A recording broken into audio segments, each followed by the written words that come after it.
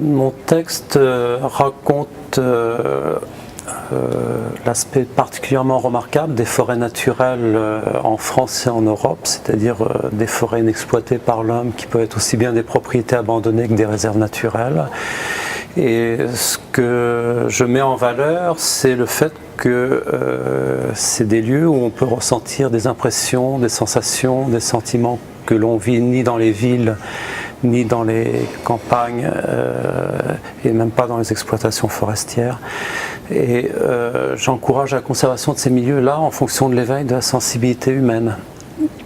Et il y a des sentiments très emblématiques que je mentionne, comme le sentiment d'intemporalité, de perte de repères de temps, parce que on est dans des forêts qui ne sont plus identifiables à l'âge d'une plantation.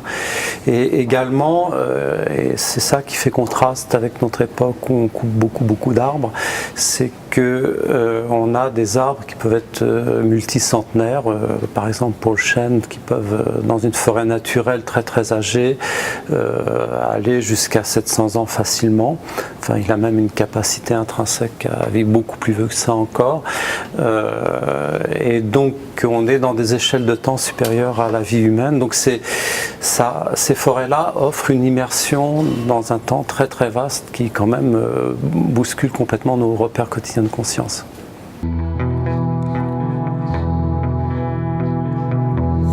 J'ai écrit ce texte en pensant particulièrement à un événement sibyllin qui se produit et que la plupart des médias ne relèvent pas actuellement. C'est que nous traversons une époque où l'espérance de vie de l'arbre en exploitation forestière descend en dessous de l'espérance de vie humaine. Et ça va loin parce qu'on peut, pour des pins Douglas du Morvan par exemple, on peut aller jusqu'à 40 ans de durée de vie, pour des pins des Landes pareil, et en particulier avec le bois énergie. Donc ce qui fait que l'un des derniers milieux typiques et assez emblématiques dans la nature où on pouvait s'immerger dans du temps plus grand que la vie humaine disparaît au profit de paysages qui nous conditionnent au temps de la productivité, qui est du temps beaucoup plus court et de plus en plus accéléré du reste par rapport à l'espérance de vie humaine. Donc on perd à la fois un espace de régénération de la vitalité pour l'être humain, et puis un espace de déconditionnement psychologique aussi par rapport à toutes les contraintes temporelles dans lesquelles nous enclave le temps de travail, le temps de productivité. Suite à cet article, récemment, j'ai participé aux Assises nationales de la forêt près d'Aix-en-Provence. À cet endroit-là, il y a une centrale thermique qui s'appelle Gardanne et qui est reconvertie en incinérateur biomasse. Alors biomasse, ça fait abstrait, ça fait assez déréalisé comme terme, mais c'est la forêt qu'on brûle. Et précisément, un incinérateur biomasse comme celui-là a été initialement conçu pour couper beaucoup de forêts dans un rayon d'action de 400 km autour de la centrale. Donc on est dans des échelles de productivité assez considérables, générant énormément de coupes rases, réduisant drastiquement l'espérance de vie de l'arbre. Donc le sujet que je porte est complètement d'actualité dans l'alerte.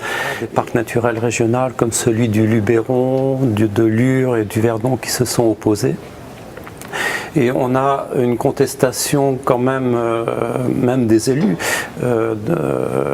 parce que ça a été décidé en haut lieu et tout à fait en catimini de l'opinion publique française, entre un haut élu et puis une multinationale, et puis on utilise l'État pour couverture de ça.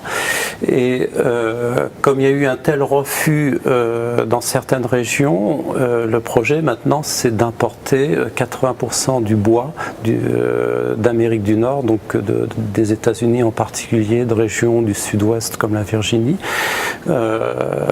Donc ça fait comprendre aussi l'empreinte énergétique énorme, le coût énergétique qui se démultiplie pour faire du chauffage et de l'électricité.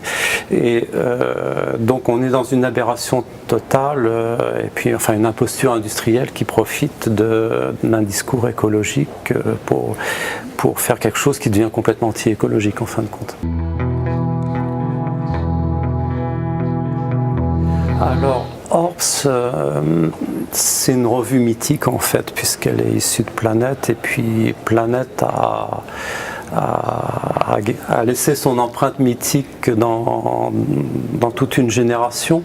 Une revue mythique et atypique que je trouvais déjà fort intéressante et que je vois ressusciter, et avec d'ailleurs un respect de l'esprit, me semble-t-il, assez étonnant.